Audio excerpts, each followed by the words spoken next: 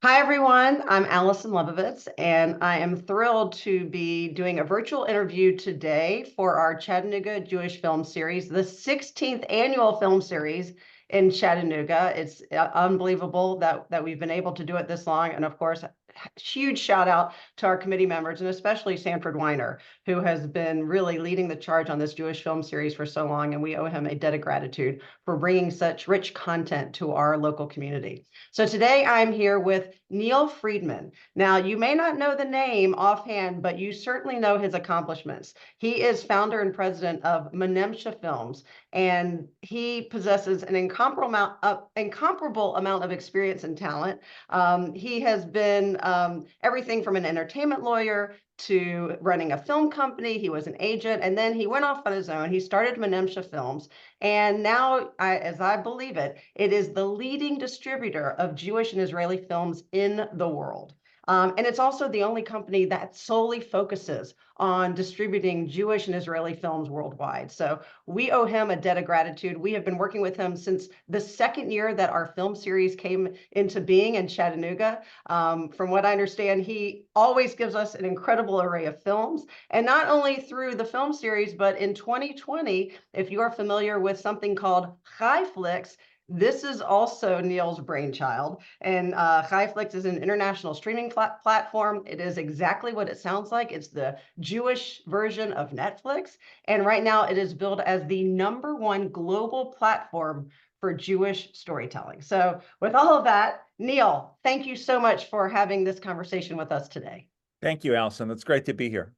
Well, give us a little bit of background before we delve in. Really, we want to discuss specifically the impact of the war on the film industry, on the Jewish film industry, and also the role that the industry will hopefully take in helping to just overcome some misperceptions, some misinformation, leading people down a path of understanding, hopefully peace. But before we get to that, I want people to understand really the basis of you starting Menemsha.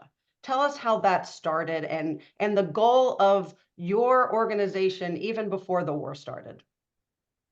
I started Menemsha. We started Menemsha in 1998. I think I was 45 years old, and I decided that having been the #2 person in a series of jobs at different film companies, that I was going to endeavor to be an entrepreneur and start my own company. In 1998, we started out as an international sales company. And for the first 5 years, we only did international sales. We did not do US and Canada distribution. We had a very lucky streak from 1998 to 2003. We had an Oscar-nominated film in our lineup each and every year of those 5 years. And most of the films that we had, if not all the films, were sold to Sony Classics. And in 1996, I had a daughter that was born, and as I started to get and she started to get a little older, I decided that I needed to travel less and be home more, meaning in Los Angeles, and therefore we decided in 2003 to switch over to being a U.S. and Canadian distributor. When we started, we were just a garden variety art house distributor, like Sony Classics. But it seemed as the years went on, that was gravitated to Jewish themed films more than non-Jewish themed films. And in about 2012, we made the decision to be exclusively Jewish and Israeli as a distributor, and not distribute other films, other art films, unless they had a Jewish or Israeli theme. That's incredible. And from some of the interviews I've read, from your perspective, you really consider yourself a Jewish storyteller and a curator of Jewish stories. And I understand it's much more than just being a distributor of Jewish films. Your goal is really about tikkun olam, right? Like through the films, making the world a better place. How does that play out in the films you choose? Because I also know, I mean, and I think people will be shocked to know how many Jewish or Israeli films are actually produced per year that you have to go through and then pick the cream of the crop. Right. My focus, or our focus, I should say, is that we didn't want to do political films. we didn't want to take one side versus the other. We wanted to highlight and underscore what is special about Jewish tradition and values. And I don't think I had to think hard about this because I think I've lived my life this way from the very beginning. That if you're not doing things that to improve the world, then really you probably are not fulfilling your role as a Jewish person in today, especially these days, of course. And I think this is something that's of the essence about being Jewish. We sure have many issues to deal with in the world. In the last couple of years, things are getting even more difficult. And if we're not focused on making the world better, I think you're giving up something that you've been brought on this earth to do. Because if we don't do that, then we're gonna be all in trouble. So I gravitated, without too much forethought, to films of that either touch or highlight that issue. And I think that comes out of the Jewish storytelling tradition also. That we have so many stories that really highlight that issue. And it's the one thing about being a Jewish distributor is there is an incredible amount of films to choose from. And I wanted to choose every year. I look at about 250 films and pick 15. I don't get to release every single film that I want to release of the 15, but pretty close.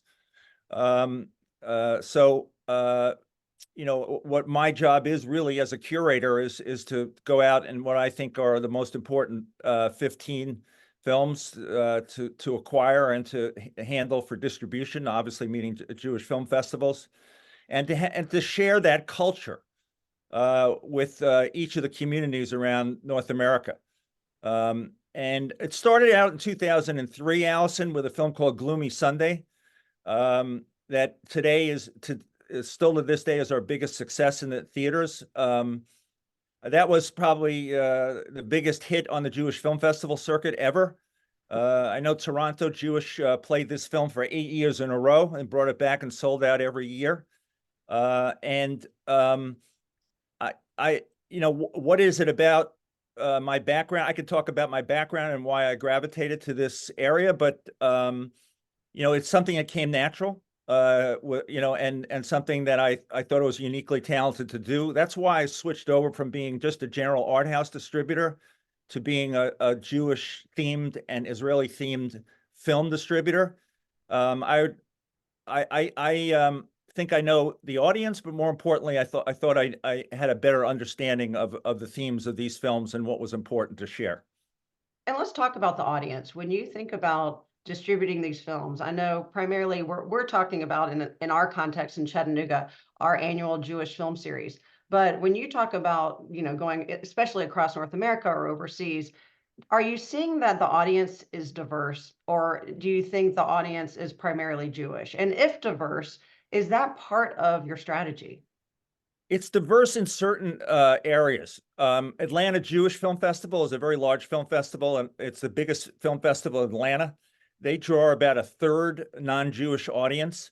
I think that's an exception. Most film festivals, I'm not say primarily Jewish, but let's say 80 to 90% Jewish attendees. We also obviously deal with issues that relate to other ethnic groups. We do Jewish and African American films, which is a personal focus of ours. And we always try to have, when we have a film with those themes, we want to attract the African American audience as well as the Jewish audience. We've consistently handled African American Jewish films, and year after year, we try to I would say, push the festivals that are handling films with those themes to reach out to the African American audience to have a screening that will attract African Americans, but also to build relationships between the two communities, which I think is very important these days. Yeah. And I asked that also in the context of, the world has shifted since October 7th, as we know. How is the film industry, the Jewish film, the Israeli film industry coping right now? Well, October 7th was a shock to everybody. I mean, even me, even speaking from the point of view as a film distributor, obviously the specifics of that catastrophe were shocking enough. But as we've now, let's see, we're past 2 months since that has occurred. The war is still going on. The war will still go on for a while. There is no Israeli production ongoing right now. That's on hold. So that means no films, no TV series are being produced. I think that will continue to be the case for the next 6 months or so, as a guess. And that means that no Israeli production of films and/or TV series will have occurred for probably a 1-year period while this conflict is going on, and that has an effect. That has a big effect on next year in terms of the films that will be available, because the film didn't start production this year. It would either be next year or the year after. That film, obviously, the Israeli list will be either an older film that's still around or no films at all. But I would say at the same time that our focus is not only Israeli. Israeli is important, but our focus is really the diaspora. And we think of Israel as I cheat this a little bit. I think we think of Israel as part of the diaspora. It's another, it's obviously 7 million Jews that live in Israel. And it's obviously in a very, very important place in the diaspora. But it's different than everywhere else in a sense that it's its own state with its own politics and its own internal conflicts. But our idea is really to move forward and enhance and share the history of Jewish storytelling and share that, whether it's the 12 tribes went everywhere around the world, so you have stories from every part of the world. And what excites me is telling a story from Argentina 1 week and then telling a story from Bulgaria the next week. And that's what's unique to Jewish history and Jewish cultural history, which is really what we're about. Jewish cultural history. There's Jewish people probably in almost every place in the world, and everybody has a different story depending on where they are. At the same time, I'll tell you that on a percentage basis, there's an inordinate high percentage of Jewish themed films that are made around the world relative to the Jewish population of the world. I'm not sure why that is, but to have 250 films to choose from every year is quite a large number of films. And I guess we're about 2%, a small percent of the world population-wise, but film-wise, we're much higher in terms of percentage of films that get made with those themes. And look, I know you are all about finding that unique story. I also think we all agree that the industry and what you're doing is uniquely poised in order to tell a story that can't always be, told through a lens of the news stations, where people have become suspicious of the different news stations. I'm not saying good or bad, but film is its own little niche, right? And within that niche is your niche to be able to tell that story. So what unique role do you think the industry is going to be able to play moving forward once film resumes? We're already hearing about documentaries on the Supernova Festival. We're already hearing about documentaries on the war. Steven Spielberg is coming out. In the next few months, year or even years, how do you see the narrative of this war being told through film in a way it really can't be told anywhere else? It's my the, I think, Chattanooga would be a good example. I'd be curious as to see as we move forward whether Chattanooga would want to screen film about the October 7th. I think it's going to be a difficult film for people to view and very painful. My focus is really the result of what's going on in the Middle East around the world, and that is the rise of anti-Semitism. And to me, that's my priority. Right now, we're in a unique situation in our history. Since World War II, there's never been a period like this. There's no question that there's a tremendous rise in anti-Semitism, not only in Europe, but in the United States. And it's a time for us to appreciate our history, our culture, our history of storytelling, and to come together. So the Jewish Federation of Chattanooga and your group, to me, it's more important now than ever that each regional federation strengthen themselves in terms of being able to provide comfort, information, and history and culture to folks that live in the area, so that we can feel good about ourselves and also be strengthened as a group for what we know has already started, which is resulting anti-Semitism in each community around the country. There's no community in the country that hasn't suffered from this. So my focus is not so much in telling the story of the war in Israel, but what has transpired as a result of the war.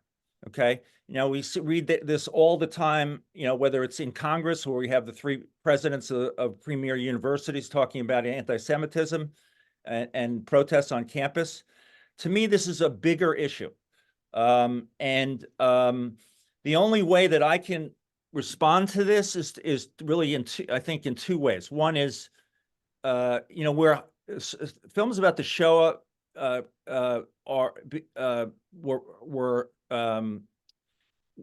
were continue, or there was so many films done about the Shoah, and there should be those many films done about the Shoah. And I never think that there's too many films done about the Shoah, but now the Shoah is more relevant than ever, because what's facing us maybe isn't a Holocaust, but it is something on the pathway towards difficulty for Jews living in their societies, in their towns, and in terms of they're living their day-to-day lives without interference from others in the community. So the Shoah themes movies are very, very important as a reminder in neon lights, as far as I'm concerned, as to a possibility of things that are happening around us, and we to wake ourselves up as to what's going on around us. But it's also the idea here is also to build connectivity to people's Jewish cultural history, and for groups to feel that they're connected, so they, as a group, there's an ability to come together and to organize against anti-Semitism, community by community. And that's the way it has to happen, I think. Yeah. And when you talk about anti-Semitism, I mean, I immediately think about how do we make sure that the younger generation is receiving that narrative. And it is not only understanding our rich history, but embracing their story, being proud of that Jewish story, celebrating that Jewish story. So my thought is, and I'm sure this is part of why you started it, that High Flicks is a way to bridge that gap. While the film series or the film festivals might age a little bit older, and I'll include myself in that aging older, but my kids, your kids, the kids, even the grandkids generation, might be more drawn to the High Flicks because that's the platform that they're used to. How is High High Flicks bridging that gap. And are you able to tell those stories? And are you seeing an uptick? And I don't know how you gauge, but the younger audiences really wanting those Jewish or Israeli stories. Well, there's no doubt that there's folks, let's say over 45 and under 45, there's a distinction between their experience. Obviously, if you're over 45, you've heard stories about the Holocaust or the Shoah and come out of that experience from a parent or a grandparent. And that sensitivity to anti-Semitism is part of your DNA. Under 45, college kids, now they've experienced anti-Semitism, but generally speaking, there's no the connectivity to history on anti-Semitism is less because they're removed from hearing stories from relatives and parents and grandparents about what took place during the war, World War II. So that's a big challenge. It's probably the biggest challenge that we have. Obviously, the Jewish Film Festival audience is an older audience. The good news is, like theaters, cinemas, that is our core audience, an older and more intelligent, more educated audience, also with leisure time if they're retired. HiFlix is doing pretty much the same, except that HiFlix is a streaming service and has the ability to have 2,500 hours of programming and be able to share a more diverse array of programming and genres to sensitize everybody, young or old, about the different histories and culture and experiences of Jews all over the world. We are working very hard on HiFlix to, make HiFlix more accessible to younger people. That is going to be, it's not going to happen overnight, but that is part of the reason. Part of the reason that we created HiFlix is that I think that theaters. I have three theories here I want to bring up. I think Jewish film festivals become more important because cinemas have become less important. Cinemas have closed, and the presentation of films in venues that are similar to cinemas, whether it's JCCs or an actual cinema, are more of the essence through Jewish film festivals because there's less cinemas in general for films, and they're usually bigger films. So I think Jewish film festivals have a bigger role to play in the sense that this distribution of Jewish films will be more and more difficult. At the same time,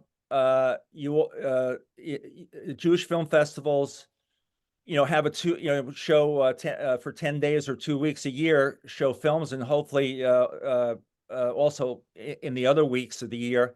But the world has changed, and the world has changed from the old distribution formats of people going to the movies to watching films on television sets and streaming. There's no question whatsoever that because of the pandemic, that everybody has learned and made a habit of watching films via streaming, and they're less likely to go to the cinema. And hopefully, it's up to the local Jewish film festivals to make an event out of their film festival period and their programming. Yeah. But those two are really the two that coexist: the film festival and the streaming scenario. It's very hard to release a Jewish themed film today the way we did pre-pandemic. Before the pandemic, we had 3 films in a row that did over $1 million at the box office. Doe was one of them. We can't do that today. We're not able to do that. There's not enough cinemas, and the cinema going audience is less than 50% of what it was. So streaming has replaced theatrical. Is really what's happened. So as you continue to engage in not just industry, but it sounds like a personal mission, how do you gauge success? how do you gauge success from Menemsha to Highflix? How do you, and I'm not sure that's a literal gauge, but for you personally and professionally, when do you know you've done it right? It goes.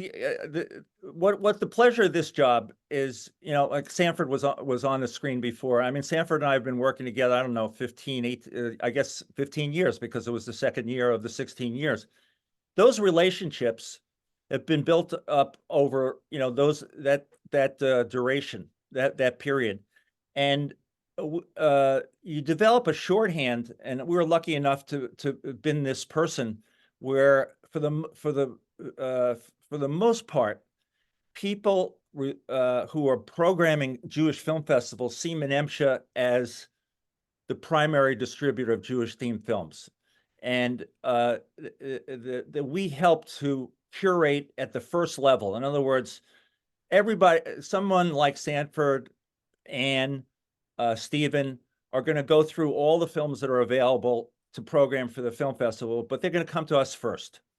And year after year, how do we gauge our success? That we're able to go year after year, where each Jewish film festival has half or something akin to half of their program with Menemsha titles, not because they have any, because they believe that we are a little bit better at identifying films that are culturally relevant for these audiences than others.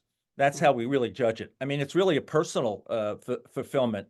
Even this year, where I had my doubts, we're booking 7, 8 films in each of the Jewish film festivals, and that's where the fulfillment comes.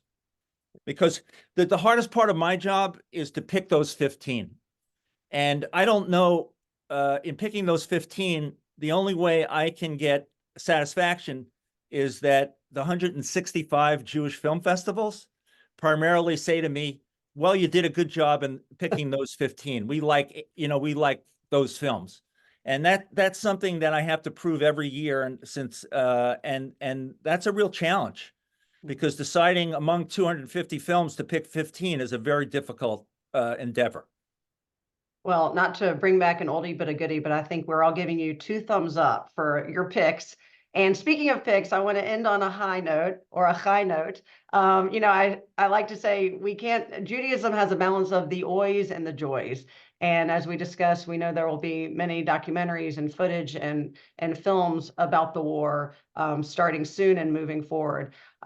We are inundated with that narrative now, and we need to keep that top of mind. But as we process the horrors of what's going on in Israel today and in the future, what movie do you suggest we watch to give us some joy? If we were going to watch like one film right now, or even one series on Highflix, what do you suggest for all of our listeners, our audience right now, that they need to go and watch immediately? Well, immediately, I would say for Highflix, I would say The New Black, which is a entourage in a yeshiva. It's about 4 yeshiva students that fraternize and live together.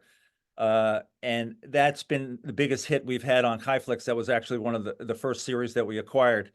As far as film is concerned, I have a special favorite this year, a film called No Name Restaurant, which is a story about um, um, an American Jewish person who goes to Jerusalem and ends up being someone who volunteers to be the 10th person to fill out a minyan in Alexandria, Egypt. And the main part of the story is him traveling. He has to get there by himself. He misses his plane, and he travels through Egypt in order to get to Alexandria. And he spends all that time with a Bedouin traveling together. The Bedouin becomes his buddy, and they go through a whole host of experiences on that journey. It's a road movie.